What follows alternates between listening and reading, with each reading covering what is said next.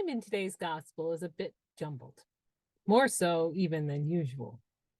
because this Sunday we are still very much in Easter in a liturgical sense. But from a lectionary perspective, we are out of material. So rather than reading about Jesus and the resurrection, we are back with the Pharisees and the blind man who we read about in Lent.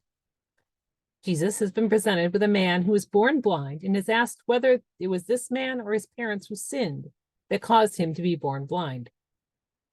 And Jesus makes it clear, first and foremost, that the loss or lack of physical vision is not a curse from God, that neither this man nor his parents were to blame, but that Jesus could nonetheless heal him. But the hardness of heart that made this man a burden on his community rather than a blessing to it, that was a blindness that he could not cure, because there was refusal to even acknowledge that there was an issue. And it was this refusal by those with power and authority to acknowledge their own shortcomings, the ways in which they hurt those whom they led, those whom they were meant to care for, that forms the basis for this parable of the Good Shepherd that we hear today.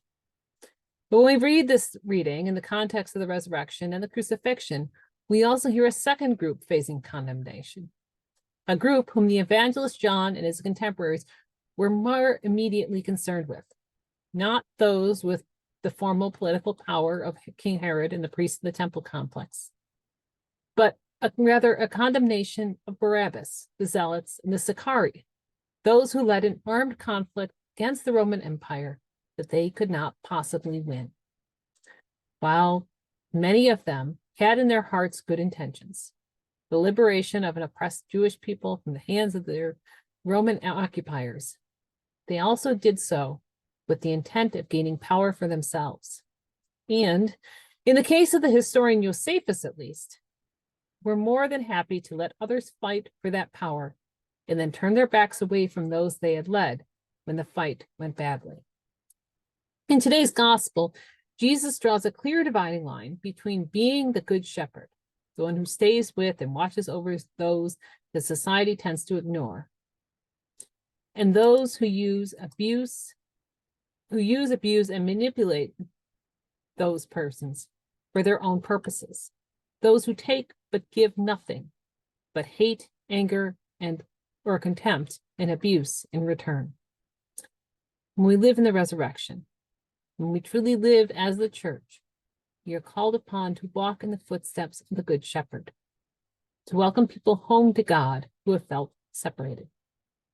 to love people where they are at, rather than try to force them to appear presentable, to appear pious and respectable, to be a people of peace and love, to see that violence and hatred is not of God, to hold that each and every person is made in the image of God, and when we plot or even contemplate the death